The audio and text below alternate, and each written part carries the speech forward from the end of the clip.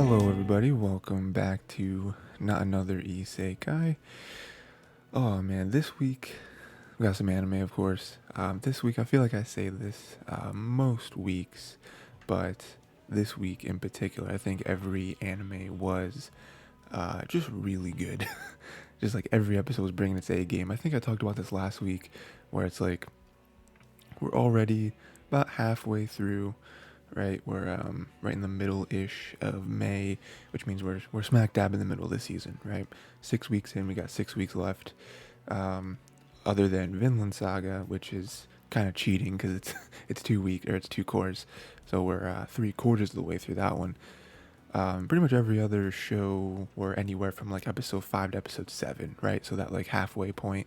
And so I talked about it last week, where it's like now every show is going to start really bringing it, because it's like, okay, we're past the initial like setup of the show. Like we've already introduced like the characters, the kind of what the story is going to be, at least the baseline.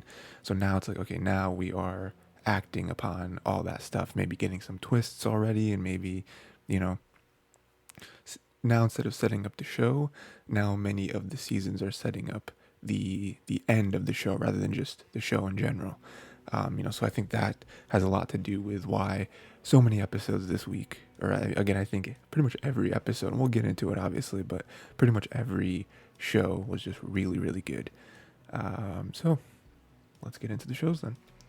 We got Vinland Saga Season 2, Episode 18. This one was finally the episode that we've been waiting for for many, many weeks. Kind of hard to tell when it was going to happen, because there's only so many so many other kind of storylines that are going on with what Thorfinn's doing, what Einar's doing, Arnheid, Snake, Spherical. We introduced a Gardar, like all these other characters that got introduced. It's kind of tough to understand where it's coming from, but we finally got Canute and Floki, and their army or whatever. They're closing in, right? They say what, like 2 to 3 days they'll be there by. Floki doesn't understand why they're going themselves. They're like, the other, I forget what the other name of the other like army or whatever is called, but he's like, oh, they could have taken care of it, but Canute wants to go there himself. It's going to be interesting, I think, because to me, the whole like war thing, it's like, okay, this is kind of what we've grown to love about this show. I mean, the first season at least, right? Like season 2, we haven't seen too much. We saw a little bit of it when Einar was, getting captured. The very brutal sequence there. But other than that, not really too much. So we've seen hints of it, a lot with Thorfinn, right? But not a whole lot of like war, a lot of fighting, a lot of violence that we grew to just expect from the first season. So it's like, okay, when are we getting that again? Are we not getting it at all because of Thorfinn kind of turning a leaf, turning his entire leaf? But it looks like we are getting it again. It's tough though for like our main characters, right? Because I feel like if you're watching the show, you're rooting for Thorfinn and his team, right? Like I don't think you'd be rooting for Canute and Floki. Maybe you are. I don't know. So to me, I'm rooting for Thorfinn and them, and I'm like, I don't know. Thorfinn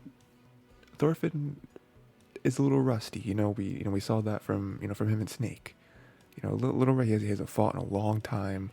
He can still hold his own, but he's not that like demon of the battlefield that he used to be, right? And then even if he was, this is Canute and his army. This is Floki. Like the short little battles between him and Floki in the first season were like, they were incredible. Like now I'm like, I don't think Thorfinn could take out Floki, honestly, unless he trained for a little bit and like got the muscle memory working with like his actual conscious brain. And then even other than that, like it's like Einar's not a fighter. Like he's big ish, he's kind of big, but he's not really a fighter. Like none of the mercenaries are particularly good, except for Snake. Snake's a monster, but even that's like, is that enough? Like then we have everyone else, and it's like there's really not many other people defending the farm, right? It's just Snake and his people. So like everyone else is just regular civilians, like farmers and whatever. It's like they're just bodies at that point. They're not actually going to make a huge difference. And then we have the family, right? Like, I mean, Omar isn't anything crazy. We know that. Like, he might get lucky, but he's probably going to go pretty quickly in like a real fight. Um,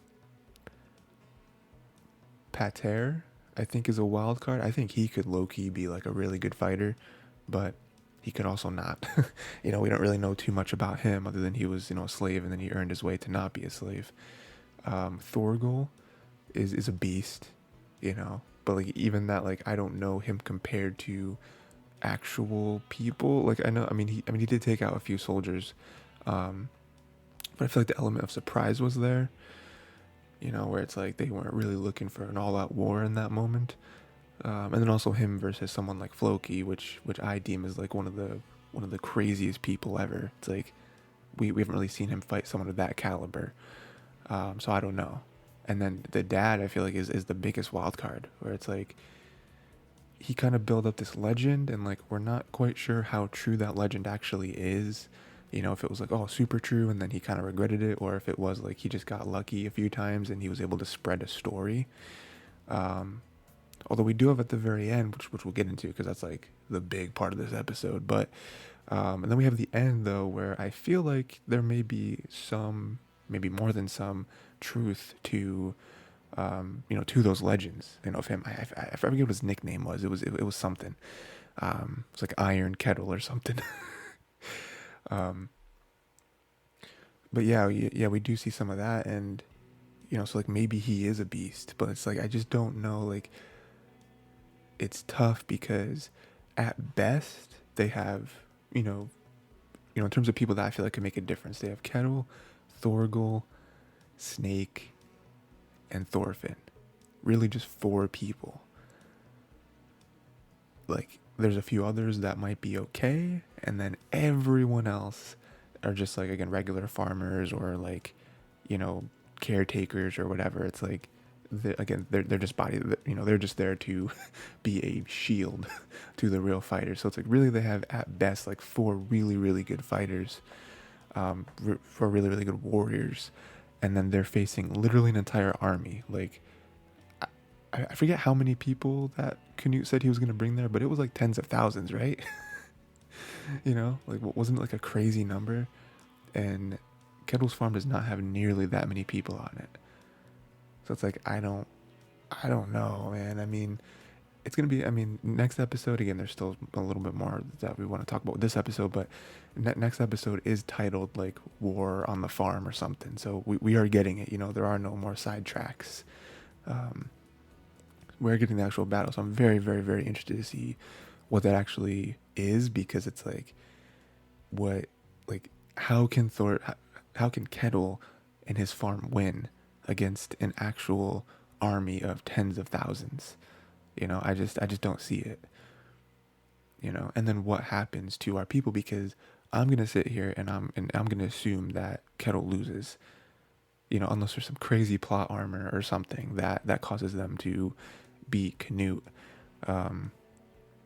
What happens to them then? I mean, obviously, if we're talking about like death, because that's like the like biggest thing that could happen to a character in a story, for the most part, for like ending their character, right? It's like Thorfinn's not gonna die, because then what would the rest of the show be? But yeah, I don't know. That's crazy.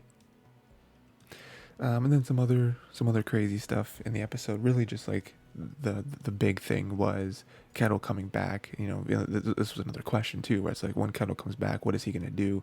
Because there are some events that happened when he was gone, and we see what happened. Right, he was told what happened. He came back to Arnheid, and he committed some violence against her.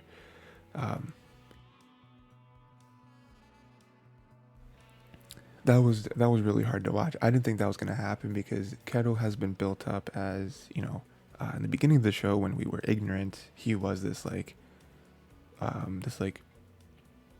gargoyle. That's probably not the right word. Like golem of a man, right? Golem. Yeah, like the big iron or like stone golem people.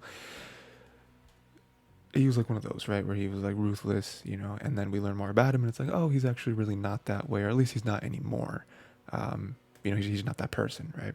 And that's why he even like admitted like he is scared of his son, because his son is a monster.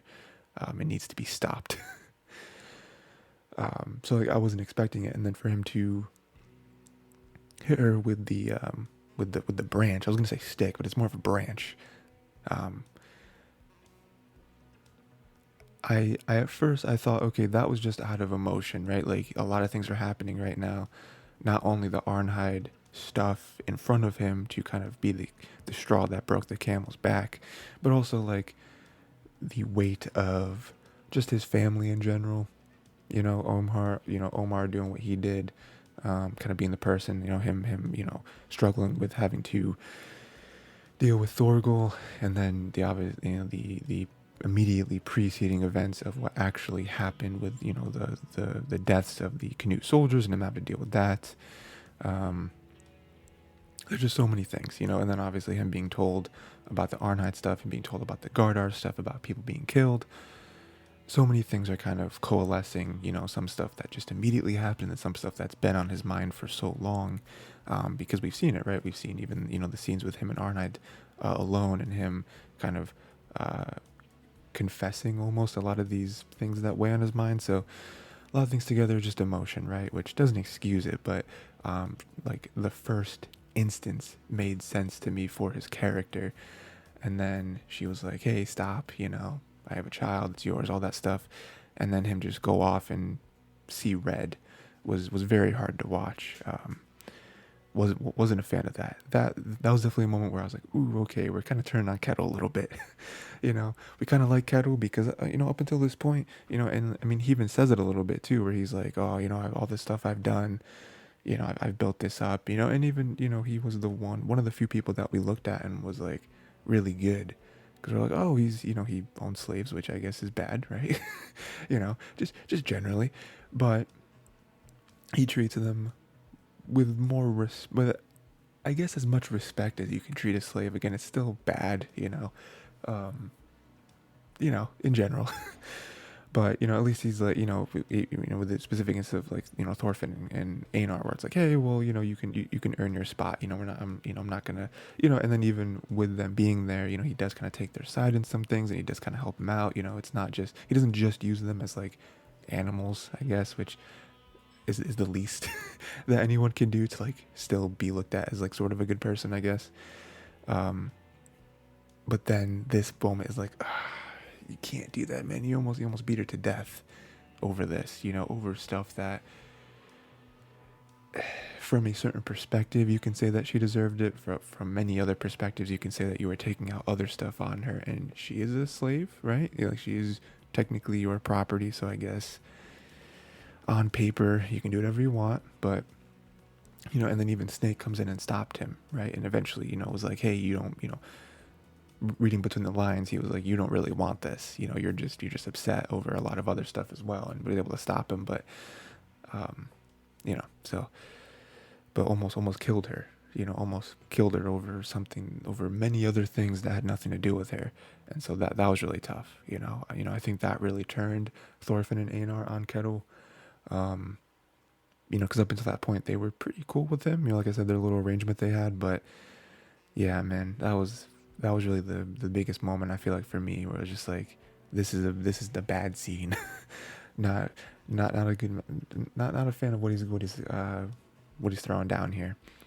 And then all to cap that off with him being like, Leaf is there, yeah, you can take Thorfinn and Einar, which technically aren't really slaves anymore, because the moment that Kettle stepped foot on the farm again, that was like their go ahead to be like, all right, Thorfinn and Einar are free now, right?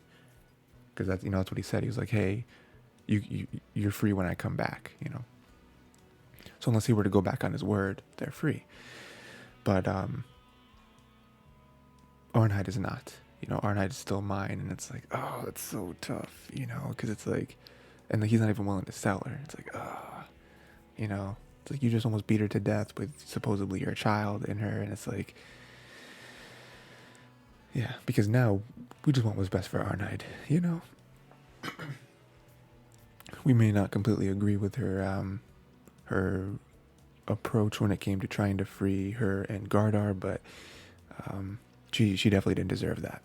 She didn't deserve that at all. So it's taught me, because that right there is what's going to keep Thorfinn and Einar there. I think that's what we're talking about in earlier episodes, where it's like, well, with Thorfinn and Einar free, like, what else would they do? And it's like, oh, they might take him up on his offer and work there, but they may also not want to. Like, they don't want to work on a farm for the rest of their lives for somebody else. They might want to try to do something and like make something of themselves independently. And it's like, well, a big thing, especially for Einar and then possibly for Thorfinn, would be Arnheid still being here and wanting to like be with her, which the Gardar stuff made it more complicated. Now the Kettle stuff makes it more complicated. So, and now that Canute and them are coming here, it's like, that's going to make it more complicated, especially for Thorfinn. Arnheid is a strong bond here for Einar, but I feel like Canute and Floki are a big connection for Thorfinn. So it's like, it's going to be interesting, man. There's going to be a lot of, next episode's going to pop off. It really is. There's only, I believe there's 24 episodes, 25. It's usually something like that for these two cores. Got about 6 episodes left. So I feel like these last 6 episodes are going to be insane. But yeah, Vinland Saga. Really, really good. So like, killing it. Next, though, we got Hell's Paradise, episode 7. This was pretty cool. This was another episode where I feel like was setting up a lot of stuff to pop off for kind of the rest of the show. They meet this little pink-haired child. I wrote down that she was Iron Fist, because if you obviously Iron Fist is so Iron Fist is a Marvel comic superhero. Haven't really read a lot of comics, but I did start the whole Netflix did a bunch of Marvel shows, kind of, well, not really before the MCU, but kind of separate from the MCU. So kind of separate from like Iron Man and Thor and all that stuff. And one of them was Iron Fist. I feel like Iron Fist was one of the lesser received shows. I feel like it was cool though. I still haven't finished all like the Netflix universe stuff, so I'm kind of in the middle of that. But Iron Fist is kind of a character where the main power is that he can draw energy to his fist and punch really hard, I guess. it's boiled down, that's kind of his power. And that's kind of what this child did. Like, punch that energy out of Gabimaru. So that was cool. And but it is still a child though, right? So Gabimaru kind of made her cry, and that was really sad. It's like, oh no. And then Groot was there, another Marvel character, kind of a tree man. But this episode, with the oddities kind of in the first quarter of the episode, this episode was a lot of like confirming stuff, a lot of again, a lot of setting up. But I feel like for the next, again, this episode's 7, so it's like there's maybe like 5 episodes left. So like, Groot, I should call him Groot. I know he said he has a different name, but I just think of him as Groot. He basically confirmed that the elixir of life is real. Kind of explained the whole thing, the whole setup of the island, and explained the Tenzin. So basically the Tenzin, they're immortal. They kind of they're like the protectors of the island. They command the Soshin, which are the other creatures that Gabimaru and his crew have faced up until this point. The other like creatures and weird like human spirit mixture people, again that they fought up until this point. And the Tenzin are I don't know how many of them there are, but we did, as an example, we did keep cutting to those other 2 characters that the brothers were facing, the like pink-haired and yellow-haired characters that are immortal, and they are super powerful, right? Like they like directly feed off of the energy of the island, so that's why they're immortal and they're super powerful and all that stuff. And as Groot was explaining it, we had this great, again, really kind of, obvious but also very clear and concise storytelling with him kind of explaining what the Tenzin are and kind of where the elixir of life is and where it comes from, and then us keep cutting back to the Tenzin fighting the brothers and visually showing us, not only just verbally telling us. And so we see the brothers very much struggling against the Tenzin, chopping off like the top third of one of their bodies, and then it's just regrowing back. It's showing that they're immortal. Catching the axe blade of one of the brothers and just like blowing it up, just again to show their power on top of their immortality, and then killing them and throwing them in this pit, and that kind of showing what they do and almost like where the elixir comes from, where it's like it literally is derived from trespassers. I don't think it's solely derived from that, but that is one of the sources of it. Them throwing the people in this pit and not being able to come out, and then they kind of turn into the like flowers, and again also feed the energy of the island. So crazy. and again, that is one of the things that Tencent do, is they punish outsiders, they punish trespassers. So that's who they're gonna have to face, and Gamimaru and them, they're very skeptical of Groot, but Groot was like, hey man, I'm not here to love you, I'm not here to hate you, I'm just telling you what it is. You can believe me if you want, you can think I'm lying, I don't really care. I just want you guys to leave us and leave us in peace. Like, that's all we want. We're not here to deceive you. Like, me and the child are just here to live. We just want to finish out living a peaceful life. That's all we want. And I respect that. So now they kind of have their setup and their goal. They kind of have a bigger idea. The two big things obviously are Groot confirming the elixir life is real, because that was a big question of like, what if it doesn't even exist? What if everyone, the president or whatever, I don't know, the government, all the people that kind of set this up, what if they're just, pie in the sky, they're just like, it doesn't even really exist, but they think it does, and they're just sending us on this mission for something that doesn't even exist, isn't even real. But yeah, that's a big thing. They got confirmation there. And then also having a bigger idea, a clear idea of the threats that they'll have to face to get to it. I don't know how they're going to.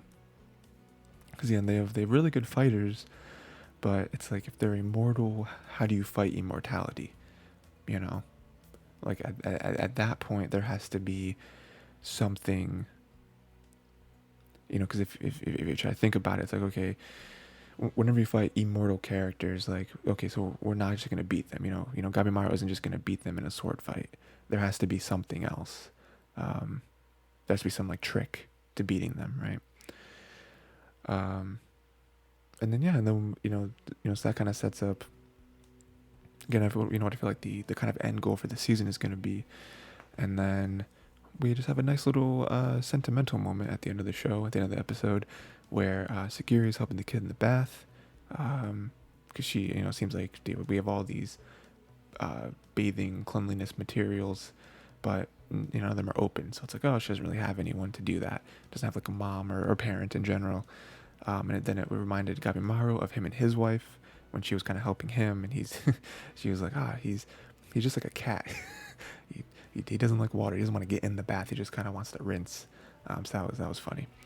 It is always nice whenever we cut back to that, because one, it shows Gabimaru's like true self, and like he's not just this like killer, or at least he's not anymore. His wife truly changed him. And again, that is just showing the strength of love, right? Where it's like, that can change who you are, that can make you, maybe who you have always wanted to be, but you haven't had the chance to. You haven't had the person there to, that you want to fight for, and that you want to be better for. And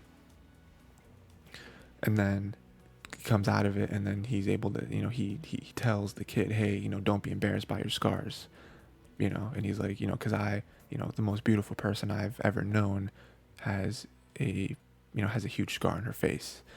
And it's like, that's great, and then the child finally warms up to her. Sagiri has the moment where she's like, oh wow, that was actually really, really like profound, and so again, it is more playing around with that idea of like, are these people bad? Are they fully bad? Especially Gabimaru. It's like, is he a bad guy? On the outside, yes. On the inside, maybe not. He's just kind of put in this, he's very much, Gabimaru is being this character kind of put in this position, but then he met someone to make him better. He wanted to be better, but he couldn't. I mean, we even know his backstory, right? Like we learned that in what, episode 1, episode 2, where it's like he was trying to get out of the shinobi life, and then he was betrayed. You know, he was betrayed, forced to kill many people, framed for it, and then that's why he was set to be killed. And now he's been trying to come back from that ever since.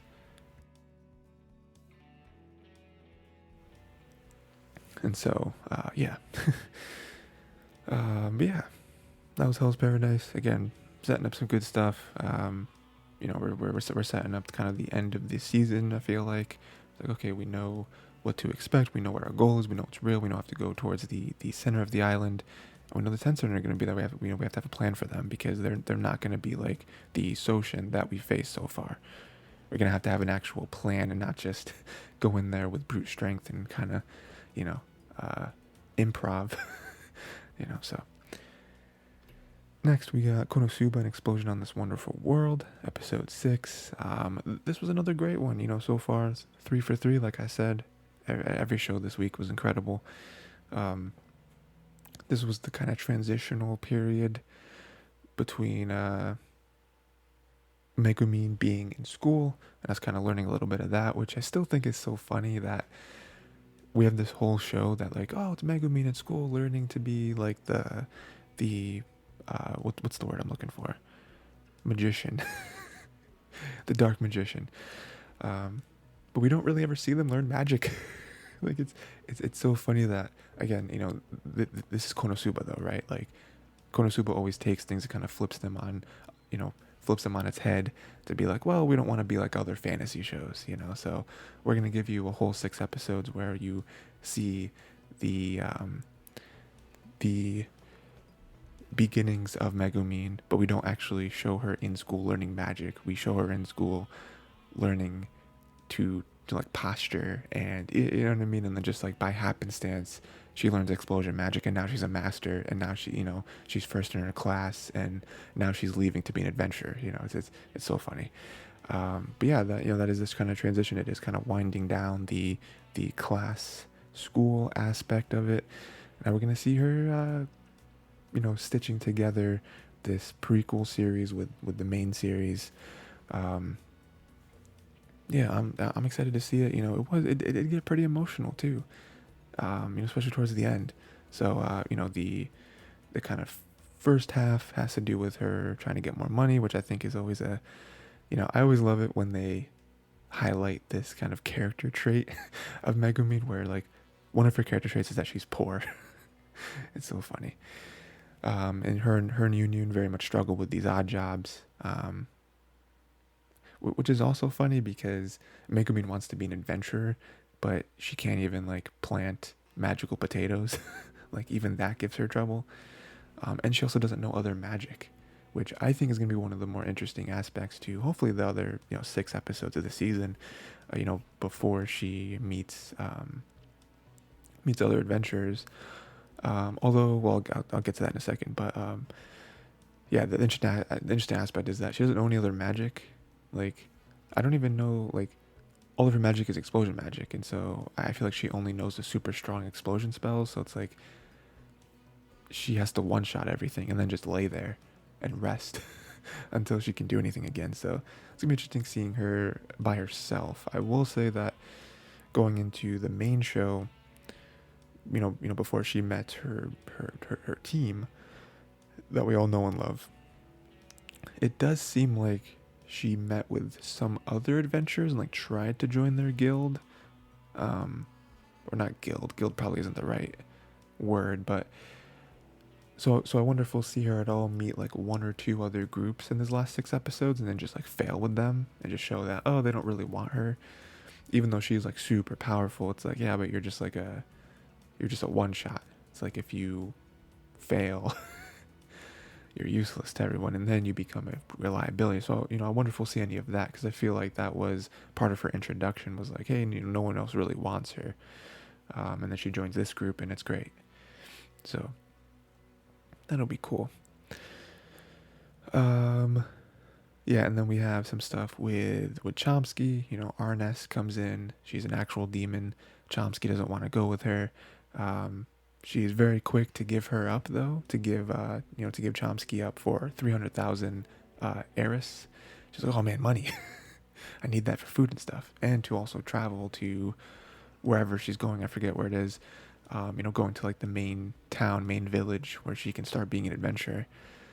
But yeah, like Arnis, again, they kind of flipped that on its head too, where it's like, oh, Arnis is kind of not great.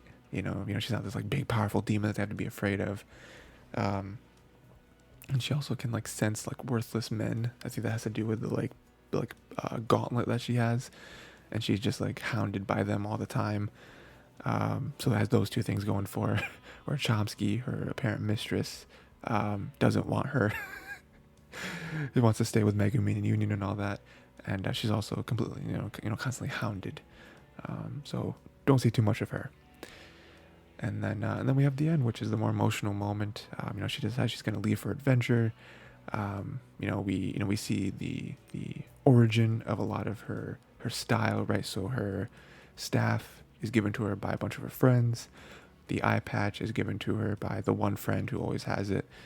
And then the cloak that she has given to her specifically by Union. So that was really cool too, because there are a couple, there were those few aspects to her kind of character design from the main show. Like, oh, when did she get those?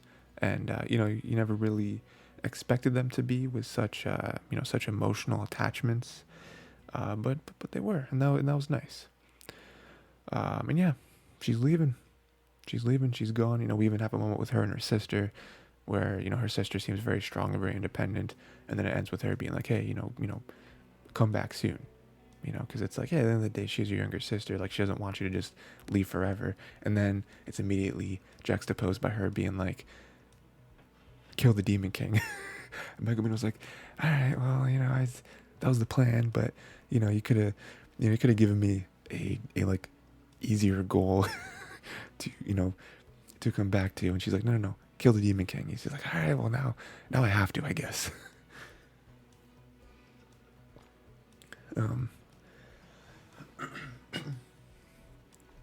So yeah. But yeah, that is kind of the transition. I don't know what's going to be the next 6 episodes. Kind of tough to tell. I feel like we can't just leave Union like that. Like, I imagine we're going to see a little bit more of Union between, this episode and the end. But I feel like for the most part, we're just going to see Megumi and hopefully just more of her journey, her getting better in magic, maybe learning some more smaller explosion spells to help her out. But yeah, it's going to be some good stuff. Next we got My Love Story with Yamada-kun at level 999, episode 6. This one was great. We saw more of Runa, more of Yamada, and yeah, more of their kind of gelling as a friend group. That was really good. And also just like more of Runa kind of turning the corner and fully embracing Akane, which is nice. So just more, definitely more of a deep dive into Runa's character. I love the line where they say that Runa is a lion at home, but a mouse outside. Because we see her kind of strength and stubbornness. Last episode before, especially towards Akane and just in general, really. But then we see her with other people, like at school, and we see that she is more of a she doesn't really talk to anyone. She kind of does want friends, and we do see that like longing in her eyes. When she sees other girls kind of hanging out and doing stuff together, and she's like, oh man, she does kind of maybe want that. She's like kind of after school or whatever, and there's a couple girls doing whatever, and one of the friends leaves, and she says bye to the other ones, and then right before she leaves, she's like, oh, there's also, she stops and she says bye to Runa, and that's cool, and then Runa kind of sits there for a second, and then quietly says bye to her back, obviously, 30 seconds after she's already gone, so it's like, there is a part of her that kind of postures in this way of like, oh, well, I don't, we heard it last episode, I believe, right, where she's like, oh, I don't need friends, I have 300 online friends.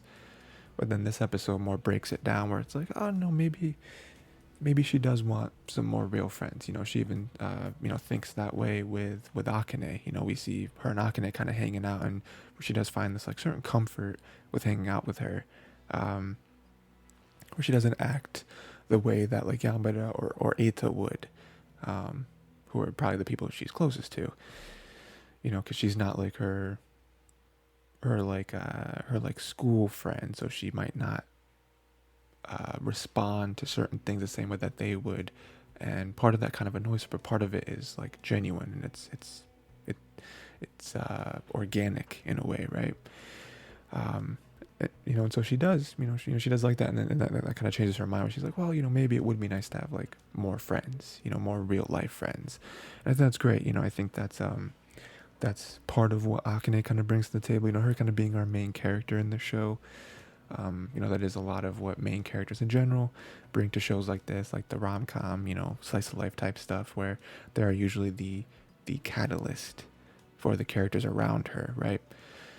We've already seen that not only with Runa, but also Yamada in particular. So I do like that. I would like to see by the end of the series, like Runa making more of an effort, and like getting one school friend would be awesome. And like she hangs out, and maybe a little kind of awkward in the beginning. You can already see it, especially if you've seen other like slice of life shows like this. Like you can already see the scene of like her being kind of awkward, but them kind of having the small talk or whatever, and then be like, oh yeah, yeah, maybe like one of the friends is super into gaming as well or something, and it's like, oh wow, you play this, oh wow, that's so impressive, them kind of bonding over that or something, right? So that's great. And then we have we see Akane, Runa, and Momo, which is a great interaction. Like Momo and Runa is great.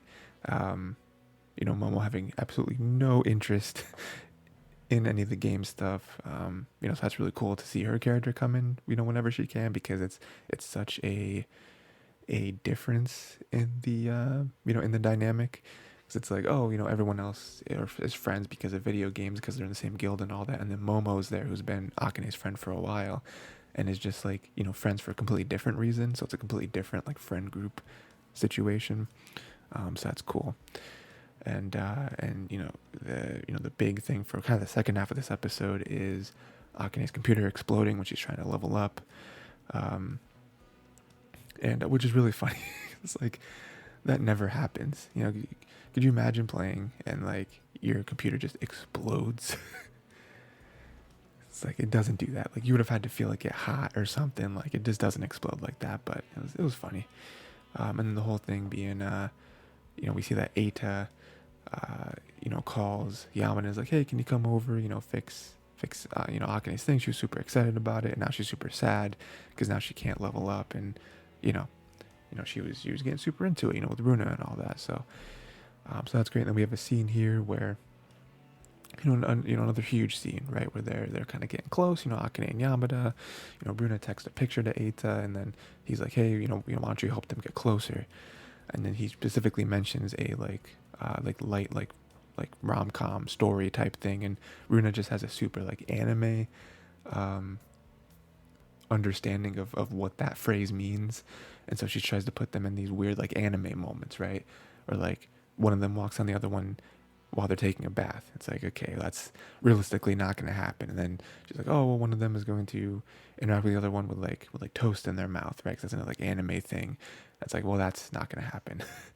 And then one of them and what was the last one, like one of them falling into the other one and like catching them in their arms and being like, oh, there's a soft moment there.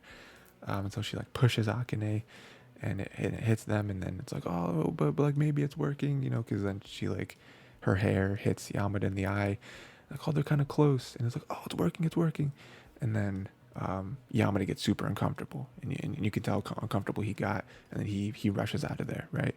And then even Runa was like, oh, it was almost like he was escaping. It's like, yep, that is what he was doing. And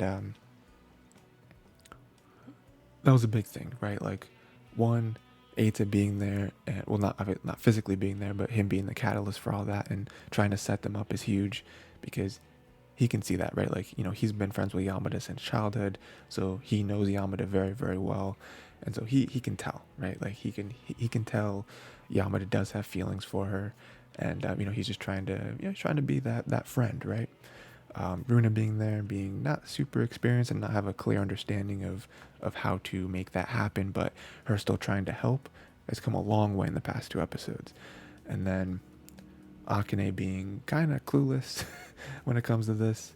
It's gonna definitely part of her character, but then Yamada in particular, like more and more coming to these feelings, because I feel like Akane already kind of knows that she has some feelings like that, but Yamada doesn't really doesn't really understand that, because he's been, I mean, it's proclaimed there in this episode where he's bad with that stuff.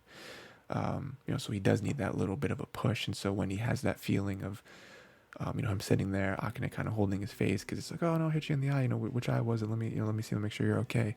Because that can be tough, especially if he's like scratched the eye or something like that. Can be really, really annoying and painful.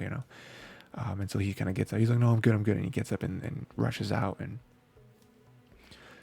I'm sure next episode we're gonna see that, like him, his own inner kind of monologue of him walking home and maybe sitting home just for a few minutes and kind of what was that, what just happened, why am I feeling this way? So I'm excited to see that, because it's always really cool to see his inner thoughts, because because of his personality, right? Because with Akane, it's very clear.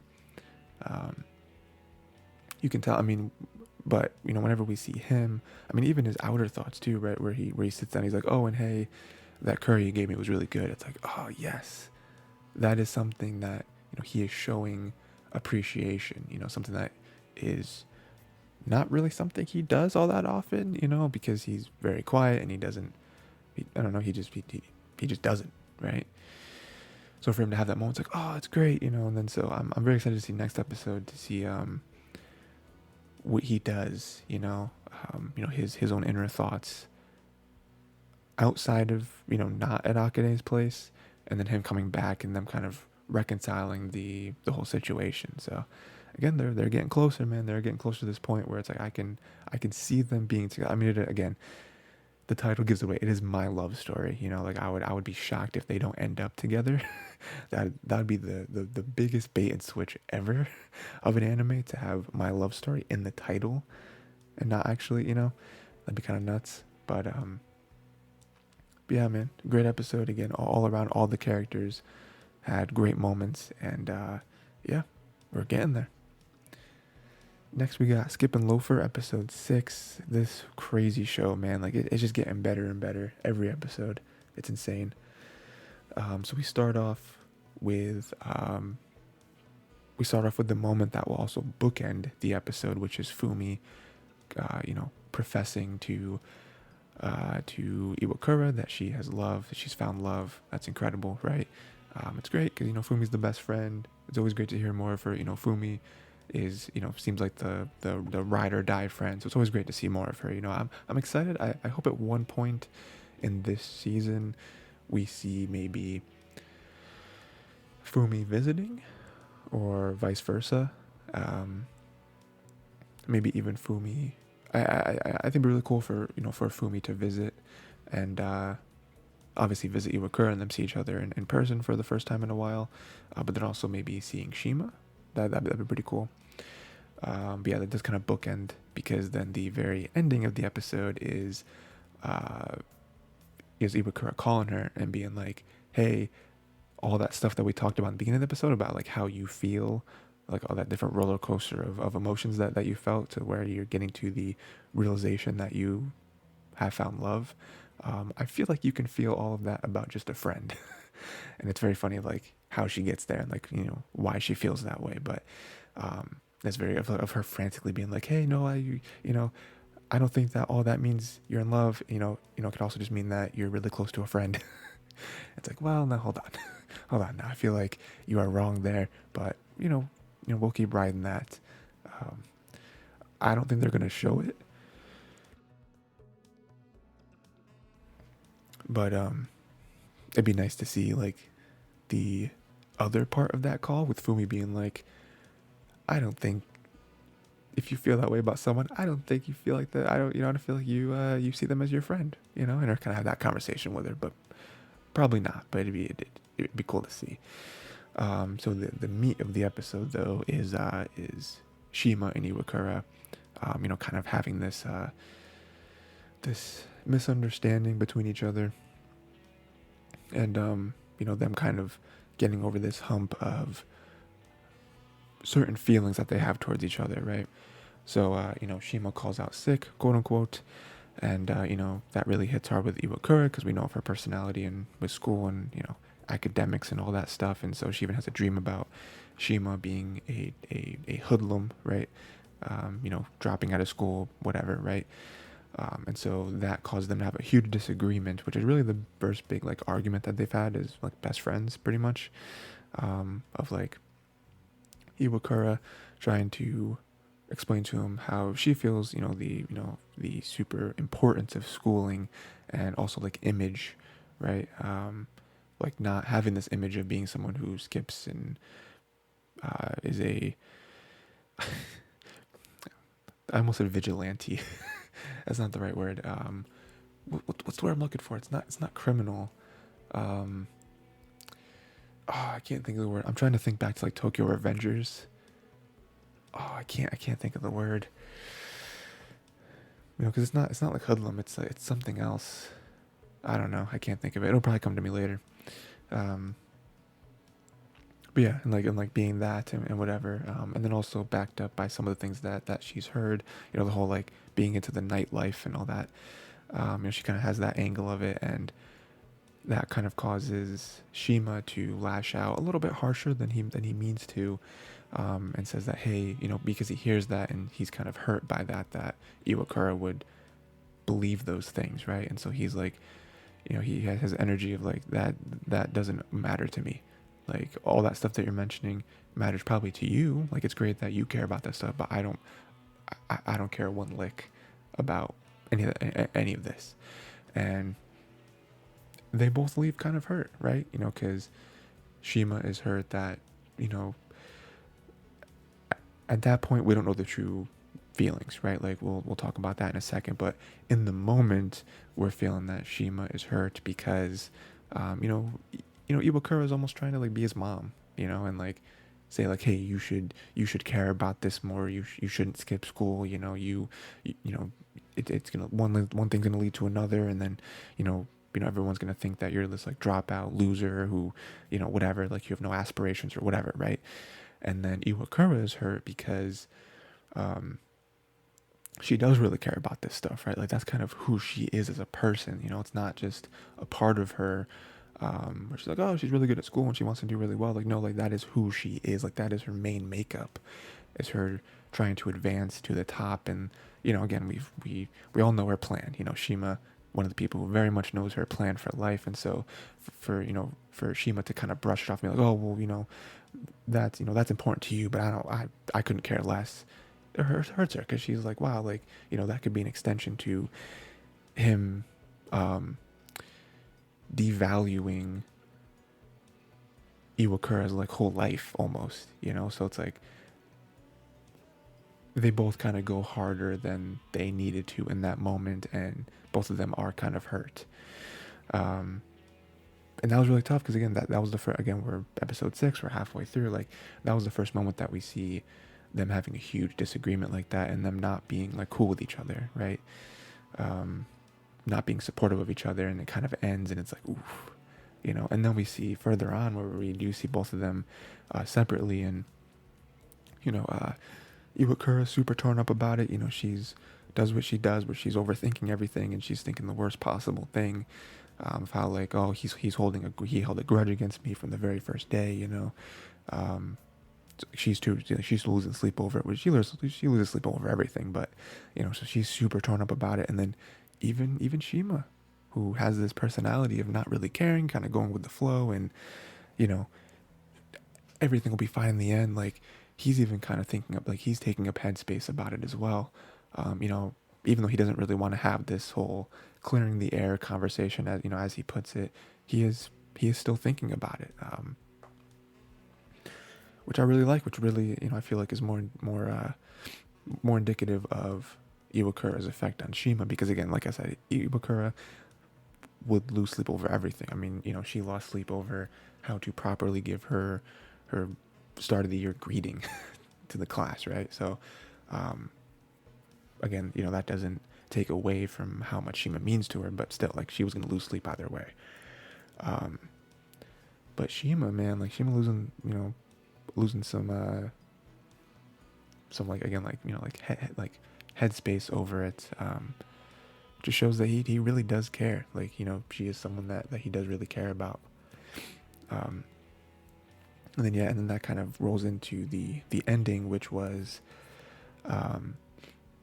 them kind of confessing what that argument truly meant to each of them, right? Or even like the face valueness of what they were arguing about wasn't really what got them upset. So on Iwakura's side,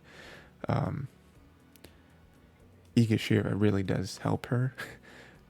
Where I don't know that she really meant to help her as much as she did, but she did. And it turns out that Iwakura wasn't really mad at the whole perception that Shima may have had, or may have been garnering over the whole skipping school thing. She more so just confessed to him that, hey, I really just wanted you at school because it's boring without you here. And that was really tough to say, because if you read between the lines, we know what she's really trying to say there. And so that took a lot of courage for her to even say that to him. So that was huge, right? And then on Shima's side, he kind of peels back the layers a little bit, which he never does.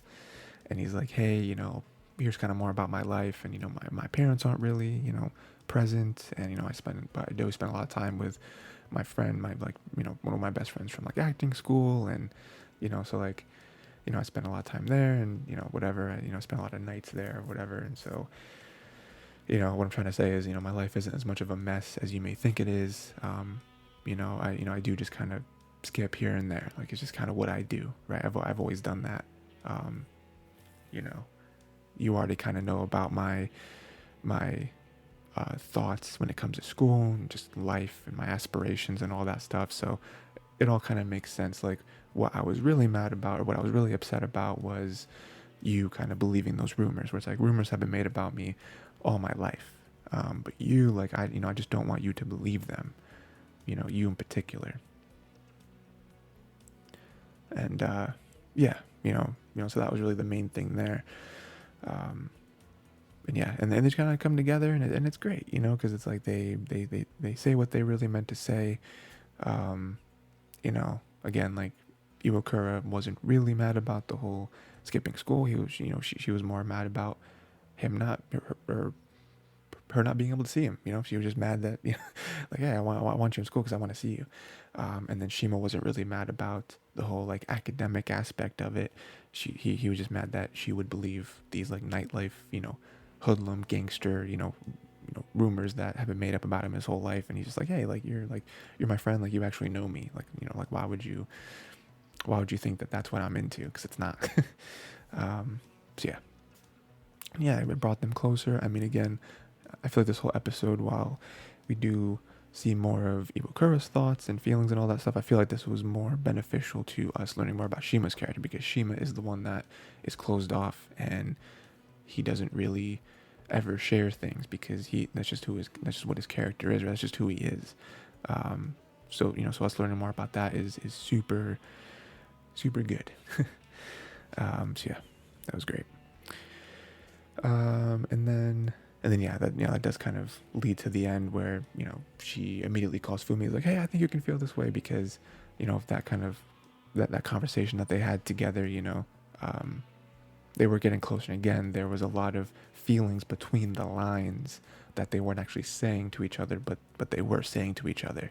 And it's like, oh wow, like, they're even him being like, you are the closest girl that I've ever been, like, girl space friend that I've ever had, and so that kind of hits her in a way that she never really felt before. So her rushing to call Fumi is like, hey, I think you can feel that way about friends too. Is like, well, I don't know about that, but we'll see. You'll see. So again, just another banger of an episode. We're 5 for 5 so far, just banger episodes. Them getting closer, just like, oh man, like them having this fight, but then reconciling it is always great. And then them really, learning more and more about what their feelings are towards each other is just it's incredible. Next we got Heavenly Delusion, episode 7.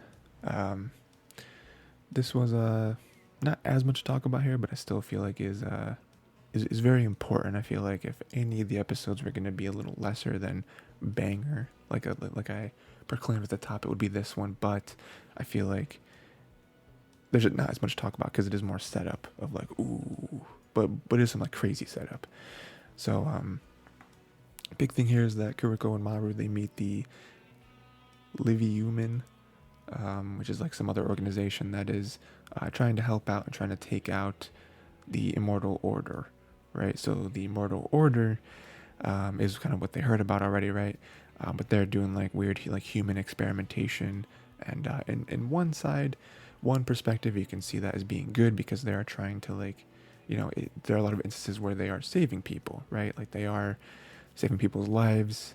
But another perspective on why it's bad is because they're like, well, they're like experimenting with like man-eater like parts, and they're like infusing, and it's like creating these like abominations. It's like, well, whereas like the Liviumen, I think I'm still a little like shaky on the details, but like they are helping people in like a more traditional sense, and the Immortal Order is more the experimental sense.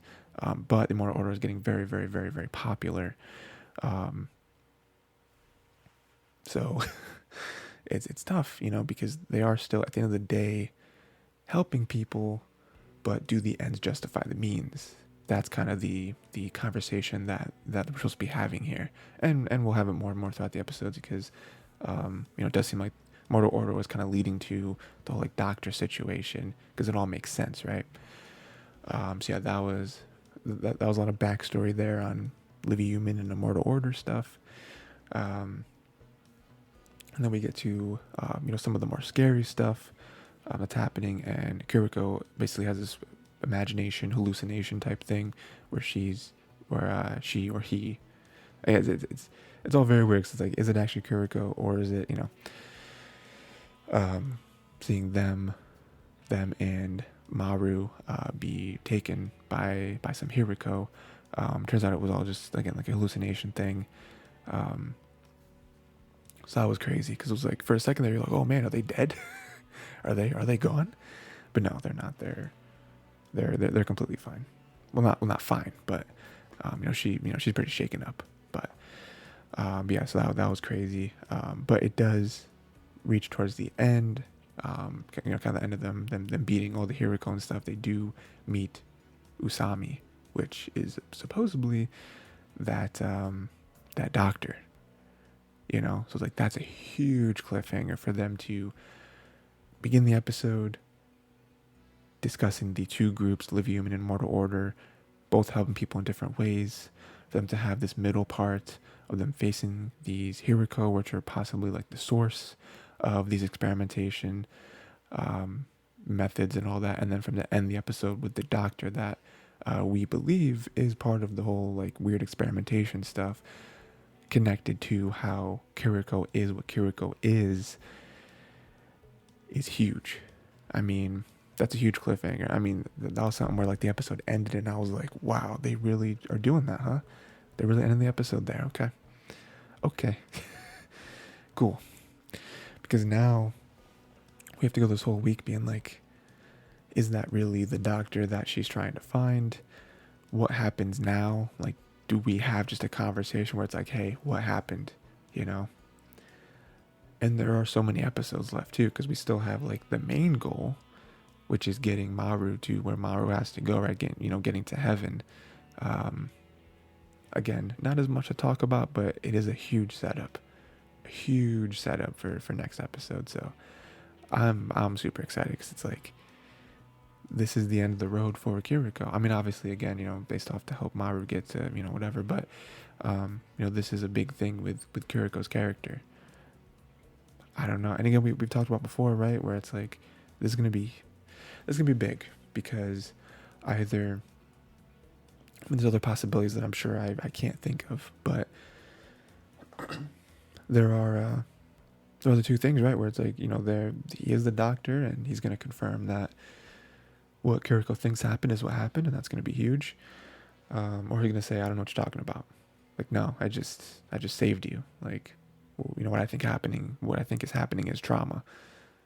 So we'll see what the truth is. We'll see what actually happens. Next, we got Demon Slayer Swordsmith Village Arc, Episode 5. This was big.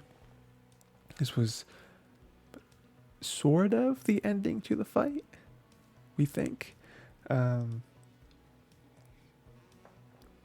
We have, I think a really good fight. I think a really good battle here. We have Muichiro fighting the upper five, which is Gyoko, at the shed, right? We have, let's see, how does that go? Gyoko is a really interesting demon, right? There's one thing I like about the show where that they kind of one up, every single demon, especially with the upper five, where it's like, okay, each one has to be super distinct, but also super powerful. I don't think they beat him, right? No. We still have more.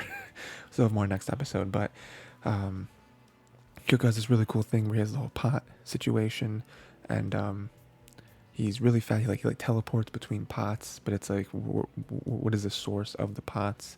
And then he can create other pots, which create like different artwork.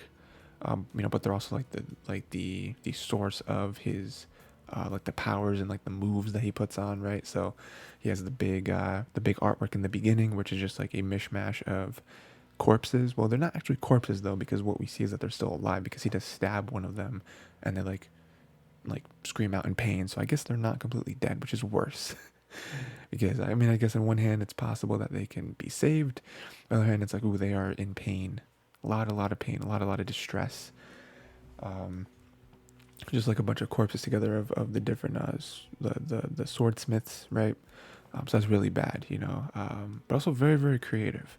I do love Muichiro in this episode, because I feel like the more and more we see him, the more we kind of break down his character a little bit, and we peel back, and it's like, okay, he's not just this like monotone, emotionless man, like we kind of see him in the beginning, where he's like, he doesn't care about anything. He's very self-centered. He just has this goal, and he achieves it, right? He doesn't care about anyone else. He doesn't, whatever, right? With the setup of him like destroying the like puppet thing, right? With him like sitting there and being like, you better shut up.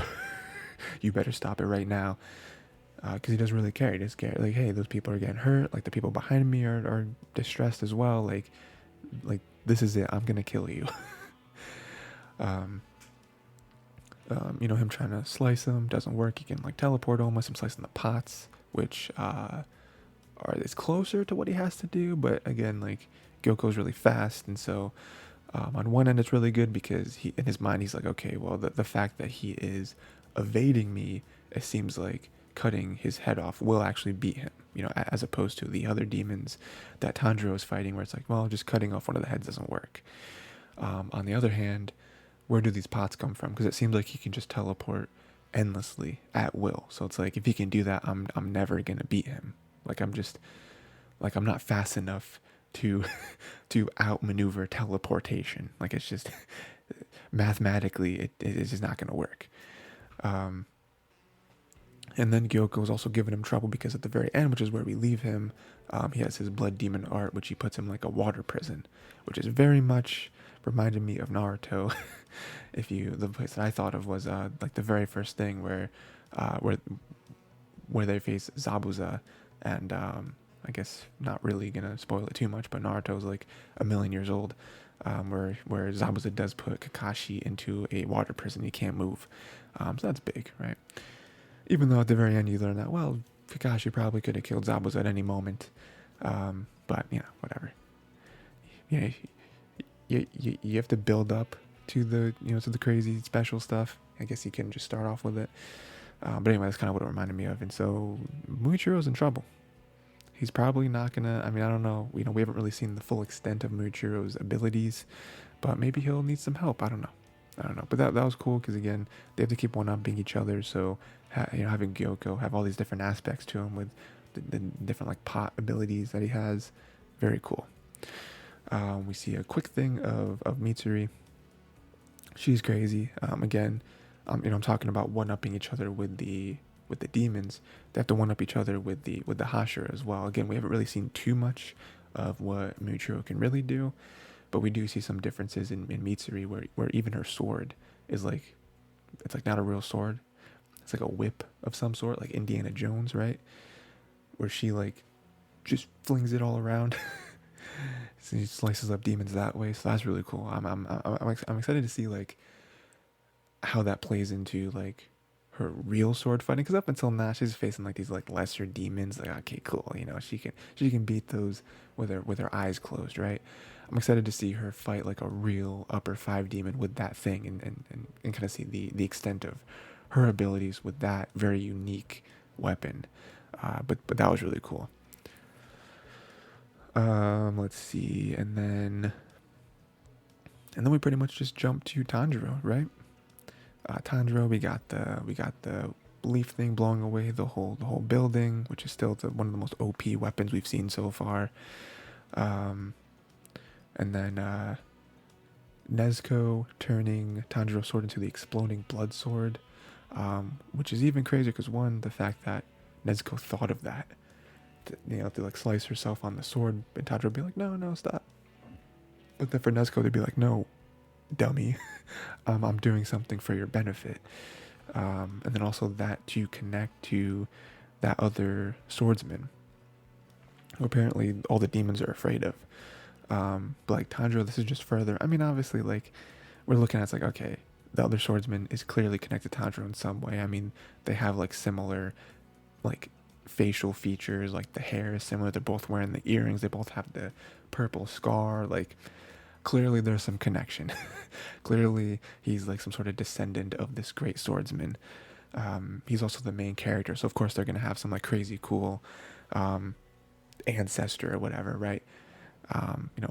Jumping back to Naruto, right? Like Naruto has a crazy lineage if you really go back. So, but then they're like super afraid of him because like he's like they have a very quick backstory that if you blink you'll miss it, where they say something like, I believe they say that man is the only man to come close to cutting off the head of the like main demon. I already forget the name, but the one that the like Michael Jackson looking one.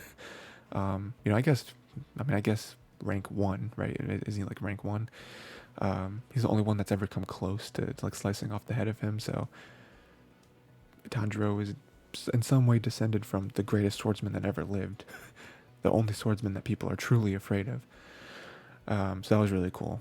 And then like exploding blood art or whatever, him like cutting all the heads off simultaneously. So I guess that's kind of what it was, right? Because we're like, well, if they just keep cutting off the heads, they're never going to lose. But no, you cut them off all at the same time, you win. But then we're like, wait, there was 4. He only cut off 3 heads. Where's the 4th one? And then we see we see Genya cut off the head of the 4th one. It's like, oh, we win. Genya coming in the clutch with the 4th demon. Tanjiro and Nezuko tag teaming the other 3 demons. We win. Now we can go and help Muichiro, who seems to be in a little bit of trouble. Kind of caught off guard there, didn't really know. I mean, it's tough, right? Like, you expect Hashira to be on their A game, but it's also like, what are you going to do? You've never seen this demon before. We don't know his powers. It is what it is. But then we have a crazy ending. After all that, the crazy cool fights with Tanjiro, Mitsuri, Muichiro, we see the ending of Genya turning his head, and it looks like, from what I am gathering here, Genya may have been turned into a demon. We may be in some trouble here. Maybe a demon. So now we're gonna have to do that. I have to come up with that, because if he is a demon, that's gonna be really tough. Because now Tanjiro has to face him, and it's also like, where's the morality, where's the morality lie for Tanjiro if Genya is a demon? Because he's like, well, he's been carrying Nezuko on his back for years at this point, right? Or, close to that, right? Trying to turn her back. Do we try the same thing with Genya? Is Genya too far gone? Clearly Nezuko is special. Nezuko is the only one that has, is somewhere in between. Like most people, when they turn to a demon, they turn into a demon and they're gone, right? Like there's nothing you can do. So it's gonna be interesting there.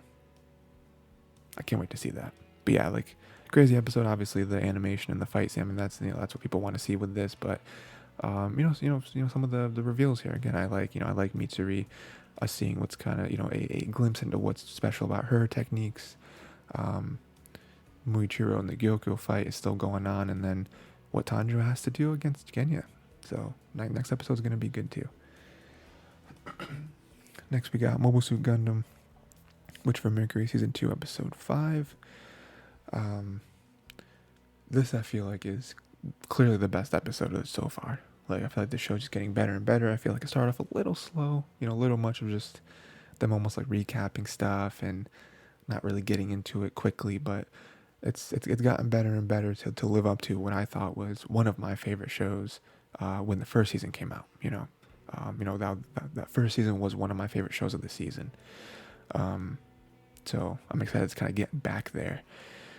So we have Miorine agreeing to Prospera's deal, but Prospera wants to have one more duel, and we're we're kind of scared about that because we already know, Prospera. We've kind of been peeling back the layers of her more and more, and it's at first we're we love Prospera, and then now we're she's kind of ruthless, and I don't know how much we like her.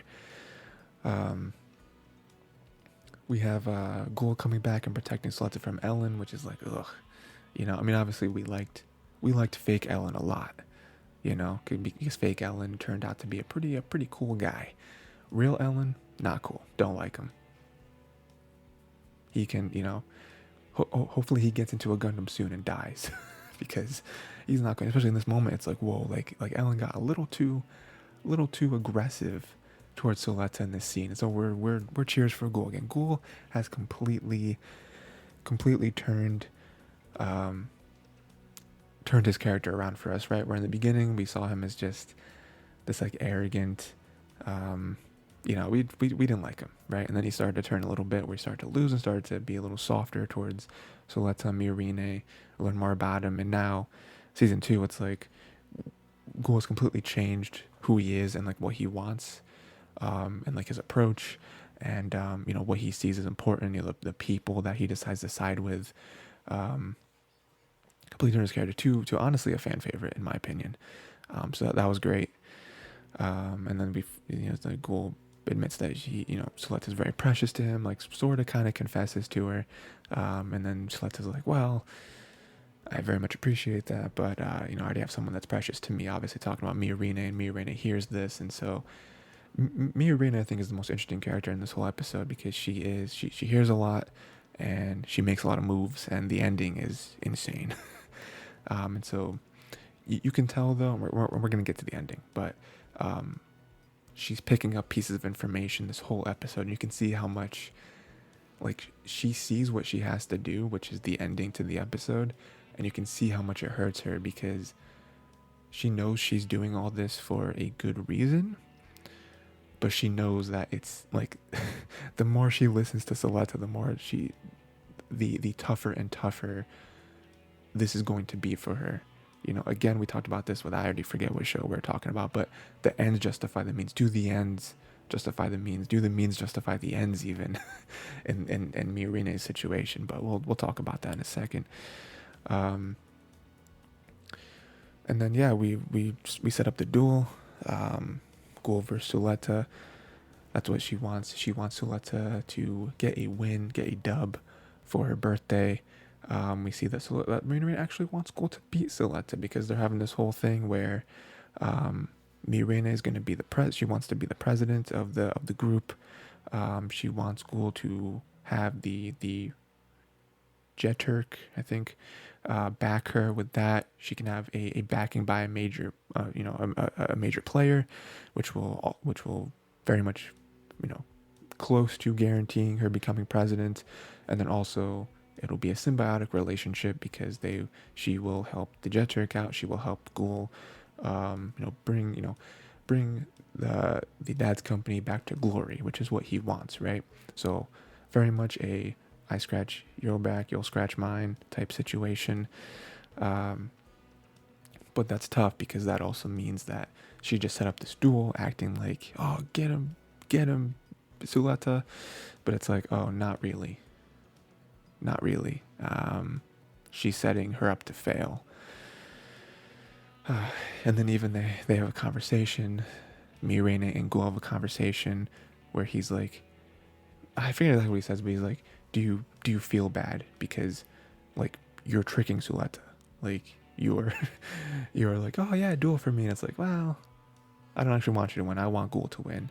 And Mirena has this great line where she basically explains that she's doing it for her, she wants, she wants that girl to be happy, away from Gundams and politics and all this stuff, and so I don't know,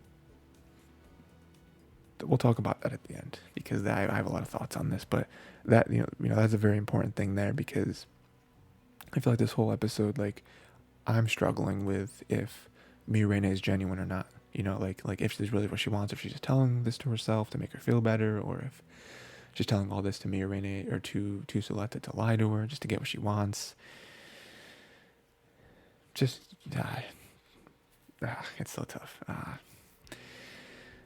This is one of the craziest endings, but at the very end, they're dueling. Ghoul and Mirena, or not Mirena, Ghoul and Suleta are dueling. We have a moment. I just keep mixing up the characters. Okay, Suleta's winning, just destroying this man. Because obviously, right? Like, did anyone think that Ghoul had a chance? Not that Ghoul isn't a good fighter, but like, it's Suleta and the aerial, and also Ghoul hasn't fought in a while, and like, come on. There's a moment where Suleta thinks that she hears what we know is Ariel's voice, which is crazy. So that's like a big moment for her. And then immediately Mirena shuts down Ariel, causes Ghoul to get the easy dub. And then, so I mean, that's crazy, right? That we know that Mirena was actually like that was true, right? Like, we're trying to see, is it just like a 2-time, a 3-time, a 4-time? Like, how much 4D chess is Mirena playing? But no, it is truly, we want Ghoul to win. What she talked about with Ghoul is what she wants to happen. And opens the door. Suleta is very apologetic. It's like, oh no, I don't know, she just stopped. I don't know what's happening. I'm sorry. And then Mirena just rips Suleta's heart out and says, I wanted this to happen. I'm the one who forced the shutdown. I wanted you to lose. So it's like, no, you're lying. That's a lie. That's not true. And Mirena is just like, I told you from the beginning, this was a trade. This was purely transactional. You're not useful to me anymore. I'm getting what I want. She throws the little charm. Remember, Suleta bought charms for both of them, like matching like phone things. She threw that back to her, so that's like a huge like slap in the face. And she like takes I forget what it is, but it's like the like champion skin off of her because it's gonna go to Ghoul now. Again, we harken back to the first season where it's like, oh, whoever has that's like the champion, and that's also part of the duel or part of the agreement to be Mirene's like husband. So that's taken away from her, and Suleta is just a mess during all of this, and Mirena is just like, we're done, basically, like, it's over, go back to where you came from. Calls her a Mercury country bumpkin, which is what everyone else called her. And and then Suleta's begging Ghoul to have another duel, and it's just like, it's so tough because all this together just melts down into this really really tough moment because I just don't know where they're gonna go from here. You know, like I mean, also part of the duel, like she lost Ariel. You know what I mean? Like, so me like Suletta for the first time has hit rock bottom. You know, so we can take this from both angles, right? We're gonna look at this from Suletta's angle and the Mirene's angle, right? So from Suletta's angle, she lost everything, right? She just lost Ariel. She just lost, which is interesting because I don't know that anyone else can pilot Ariel unless Prospera has a way to like change it, but I don't know if that's true. She just lost Mirene, which is awful. Um, she's not the champion anymore, which is something that was pretty cool to her, right? Um, I don't know that she's gonna be cool with Ghoul anymore. Part of the deal was that if she won, Ghoul was gonna help her clear kind of Earthian's name. So now she still has the Earthian's help, and they're still friends and everything. Because why wouldn't they be? But it's like now she's still gonna have to endure that. It's like Prospera was like a part of this, so it's like I mean she's probably gonna run back to her mom, I imagine. But it's like we know like we know things about Prospera that Suletta doesn't, you know. So I wonder if that will even trigger Suletta to start asking some real questions. It's like Suletta's hit rock bottom, and I'm very sad to see that. And then on Mirene's end, it's like we know that she didn't really want to do this at this point. Like we know that she does love in some sense love Suletta, but she, you know, that classic, oh, I did this for you, you know, which we've seen in storytelling a million times, and it's usually a thing where it's like, well, you know, you did that for her, but is that what she really wanted? And so it's like, in a way, she did it for Suletta to try to like get free from everything. Like, hey, you're free. You can do whatever you want now. Like, you don't have to be a part of this whole like web of just lies and manipulation, you know, which is great, but also it hurt her because now Mirene and Suleta's relationship is ruined until some other big thing happens, right? So like that's gone, and we know that Mirene loves her. So now, that hurts her as well, right? Um, I mean, she's starting to get what she wants, but I don't know, man. I don't know. It's gonna be tough. Like I don't really know what to expect.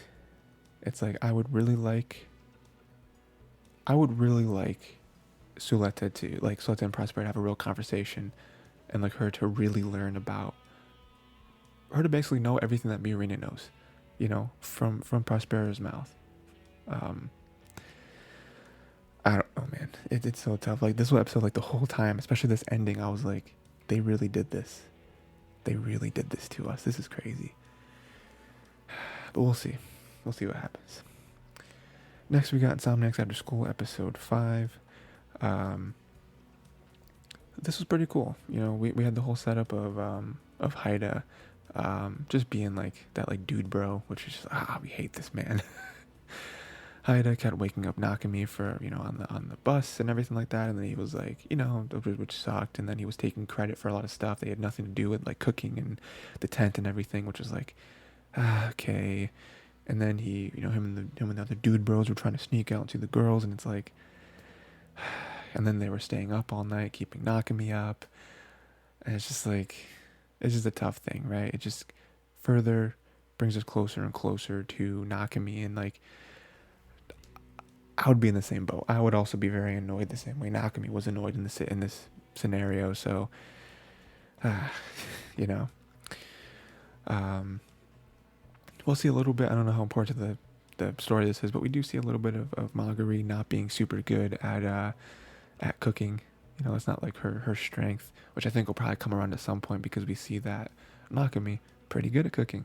So hopefully we have a little bit of a moment there in a future episode of them kind of out and him like cooking or something. Like, oh, that's nice, you know. I mean, we've seen that in other shows, right? Where we see a previous show that I covered on here, which was Angel Next Door Smells Me Rotten, which if you haven't seen that, go watch it. It's a great little slice of life rom-com type deal, where the one character very good at cooking, the other character not so good at cooking, and that's kind of one thing that bonds them, and they spend time together and whatever. So So that was pretty cool. Um, and then yeah, not really too much to talk about. Just just like a very nice, wholesome. I mean, honestly, this episode was more than any other episode this week. I felt like it flew by. Like I felt like this episode was 10 minutes long because it was so good, and it was like I just wanted more of it, especially the way it ended, right? Where the sky ended up clearing up for them finally, and they spent the night under the stars. They had some good pictures. We haven't really seen the pictures yet, though. I'm excited to see what the pictures turned out to be. They're spending time together, running through the water, kind of sneaking out, and they slept under the stars together, which was nice. It's just getting closer and closer to that moment where it's like, all right, guys, we have to be clear with each other of what this is. Like, best friends to a point. don't sleep next to each other. Like, it doesn't happen, right? Like clearly you are like happy. Yeah, I don't know. We're clearly y'all are happy together. Like mostly when y'all are together. So it's like, come on. Them even being like, oh, the best sleep I've ever gotten was with you, and it's like, oh, really? I feel the same way about you, and it's like, all right, guys, all right, guys, come on. They're sleeping together, and Maguri laughs about how fast his heart is beating, and it's like, all right, what are we? This like very much harkens back to a show that I literally just mentioned, Angel Next Door Spoils Me Ron. And again, it is very, very similar to other, slice of life rom-com type shows, where it's like they're like talking around their feelings, and it's like, okay, it's like, oh no, I don't feel the way about them. We're just really close. We're just good friends. And it's like, but like this is a show, and like we've seen other shows, and like we know where this is gonna go, or at least where we believe it's gonna go. But that was really cool, and I do like the line with Nakami where he's like, I finally feel like I can sleep, because again, like they feel like they can sleep together better than they can sleep in any other situation. And then him being like, but this is the one moment where I feel like sleeping would be a waste, because he's like enjoying the moment, like being with her and everything. I'm sure she feels the same way. So that was very indicative of them getting closer and closer to each other. And them sleeping up and giving me anxiety where I'm like, oh no, it's morning. they have to get back because they're going to get caught. And I don't think I don't think we actually see an ending. So I wonder if they are going to get caught, And then we have the ending with them running and him want to take pictures of her. And it's like, come on, guys, come on. Like, what, like, we're just going to talk around this the whole time, Like, we can't. Come on. We can't just be talking around this every time, but it is what's happening. So I like it. I very much enjoy this show. This is the show that I feel like, to me, is going to be one of my like favorites. And especially in terms of shows that I feel like might not be on everyone's radar. Because it is overshadowed by a lot of the bigger shows, obviously. But so far, it's not letting me down. I didn't really care for it. If I would be critical of it, I was definitely a lot more into the time where they were together rather than the whole like camping situation with Haida and stuff. But yeah, they were able to find a moment together, and that's great. I do think next episode we're going to come back to them being caught. I feel like they're getting closer and closer to something like that happening. I don't know, because even with like Haida, like meeting him in the bathroom, be like, oh, why were you out that late? Oh, the whole thing. So them getting caught together, I don't know. I mean, I don't really think it's a big deal, honestly. I mean, I think the whole like insomnia thing, they do want to keep that close to the chest. They don't want anyone to actually say the words insomnia, about them. But I don't know. Them getting caught together is very like rom-com though, where it's like, okay, like we're gonna get caught. I'm just happy to see it. I'm really happy to see their pictures and how they came out. Possibly that'll be a big, big thing about next episode is them entering them into like these incredible pictures they finally got on like a weekend that they didn't think they were going to be able to get pictures because it was supposed to be cloudy, and them entering and maybe them winning, that would be, or like maybe not number one, but that would bring them close together. That would bring the more validity to the club. That'd be cool, and then maybe them even showing I forgot the other character's name, but their senpai who runs the arcade, them showing them the pictures. That'd be really cool too. And then also maybe the whole getting caught nonsense, their advisor, we even cut to her at the moment. She's like, oh wow, it cleared up, and in her mind she's probably like, in the back of her mind she's probably like, I bet you Nakami and Maguri are out there. They gotta be, because I know how much they were chomping at the bit of wanting to take pictures over this this trip, right? So that'll be really cool as well. But yeah, good stuff, man. Still solid, And then lastly, we have Oshinoko episode 5. Yeah, man, good stuff. This is them forming more of the group, and yeah, really, really cool. Them, like I said, I did think this episode was gonna be more focused on Ruby and the idol stuff, because I feel like, last episode was definitely more Aqua, all that good stuff, Aqua and Kana, but now we got more Ruby and Kana. So yeah, we got Ruby and Aqua able to convince Kana to join, and we do see more and more something that we may not have been expecting. Like I said, I always like to say that I have read the manga of this. I'm not caught up currently, but I've definitely read past where this season is gonna go, at 100%. So I know everything's gonna happen, but obviously I'm not gonna give any future spoilers, because that'd be rude. But something that, just obviously for watching the show you may not have known, but them kind of get, kind of maybe having some feelings for Aqua. I didn't really see that. I mean, just trying to put purely in the head of the anime watchers. Yeah, you didn't really see that. I mean, up to this point, we see, some admiration, obviously, because when they were kids, he outperformed her. At least that's how she really feels. And then, even in that little episode, she maybe feels like he outperformed him again, and he was the reason why, she was able to do what she did. So even if he didn't outperform her, he was the reason why,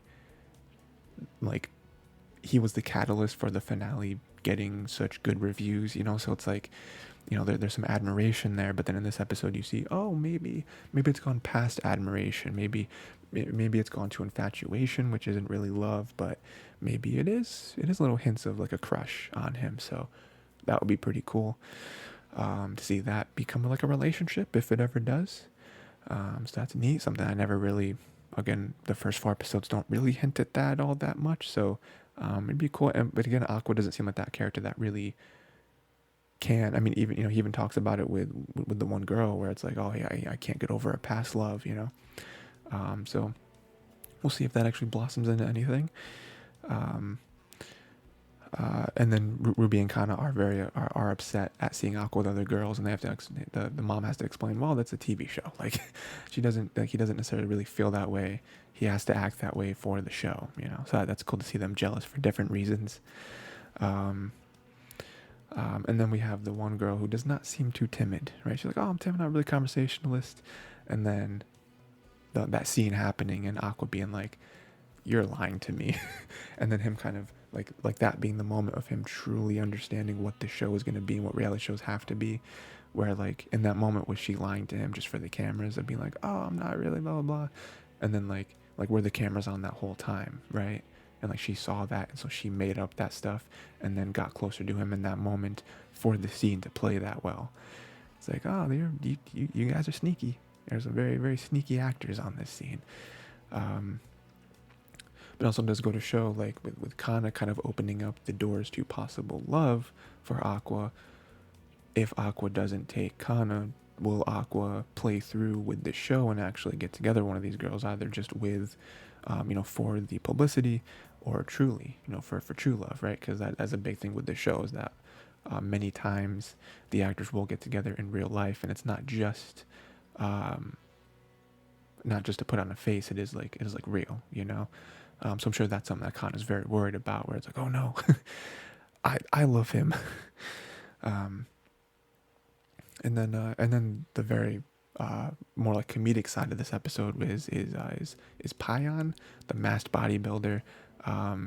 Great character. I hope we see more of him, and not just this one episode, because he's incredible. Um, he comes in to help promote them because he has a huge channel. He brings in 100 million yen, which is, I believe, about $1 million a year. $1 million a year off YouTube. That's incredible. That's the goal. um, so he does that, and he helps. And then I do love his character though, because I love what he says in the beginning of his video that he has with Ruby and Kana, which is like, I don't sacrifice my content. He's not just just make a collab video. Like I'm still gonna make good content out of this. And so what he does is he's like, okay, I'm gonna and so their video is him having challenging Ruby and Kana to keep up with him for an hour, and like he's like a strength training bodybuilder, or like endurance or whatever, stamina, whatever, all the keywords. Let's just throw them all out there. And he's like, and they actually keep up with him, which is good, because they end and he's like, oh, I was just gonna do some good editing to make it look like you kept up with me, but you actually kept up with me. Which again, he even says like, well, the viewers aren't gonna know the difference, but the people on set know the difference. Like I know the difference. Y'all have earned my respect. I like you guys, and people also in the company that will see the behind the scenes, like they they may give a nod to you as well. So I think that's really good, that that plays well for them to show that they are truly committed to this, where they are going to go, and they're not just like, they're not complaining and whining the whole time, like, oh, okay, can't we just do 20 minutes and you kind of edit it? Like, they were like, no, we're going to do this because we need this, which is, again, great. Again, I love that Payan said that, where he was like, I like you girls, like, oh, good, yes. And then they have a group name, and Kana doesn't really care too much, which I guess is playing to her whole outlook, where she's still not 100% on this. She maybe regrets it a little bit. And Ruby's all in, obviously, and so she names the group B Komachi, which is, I'm pretty sure, the same exact name as I's group. So it's very, very, very funny there. She's playing more to, the relationship that she has, obviously. No one else knows this, like Kana, and, I don't think it's public, because that's something that I saw with, I'm still like not 100% sure on this anymore, because now this is making me, because like, yeah, it wasn't public, right? Because that's something I was going back and forth on like episode 1, right? Where I was like, so do people know that Ruby and Aqua are Ai's kids? Like did that come out afterwards? But no, right? Like the part of it that came out was not that, oh no, I had kids. It was, I had a secret boyfriend. That was a thing. Aqua and Ruby were able to get adopted very quickly, like right after the tragedy, to kind of avoid that, right? Okay, so no one knows, right? So it's kind of playing more and more to that, which is cool. And it's a lot to live up to too. Like Ruby picking that name is like, you have a lot to live up to, So great episode. Like I said, the whole first half with Kana, I'm definitely coming more and more around on Kana. It's not that I dislike Kana in the beginning, but coming more and more around on her character, kind of peeling her character back, and seeing more and more of the like human side of her is very nice. And then Payan is a great addition to the cast. Probably not going to see him too often, but it'd be nice to see him, every now and again, because he's great, right? And then again, moving forward with the idol stuff, we got Kana here. Not really enough to have an idol group, I don't think, but they can at least start with the whole YouTube stuff. They can, they can start getting some sort of recognition. They have a group name now, and now let's start start doing stuff. So yeah, and also the like little tiny bit of Aqua in here. Excited to see more of him on the reality show and to see where that goes, and relationships and all that stuff. So yeah, another good episode. And that is it. Another Isekai for this week. Again, I feel like pretty much every episode was a banger. Some more than others, I feel like bangers for different reasons, right? Like there were a couple this week that I feel like were bangers because of the setup that they had. Whereas others were bangers for the actual content in the episode. But good all around. Again, we're getting there. About halfway through the season. We're heading into that back half, so that's where we're going to see a lot of things kind of come together, a lot of twists and turns. And yeah, and right around now is where we kind of start, kind of in the back of our heads, but we're starting to see, okay, what's coming up in the summer, because right now we're spring 2023. What's the summer 2023 lineup looking like, But yeah, so that is pretty much it. Yeah, that's it. Let me know what were your favorite episode or episodes of this week. What ones you're looking forward to the most for next week. And yeah, I guess that's it. Until next time, watch more anime.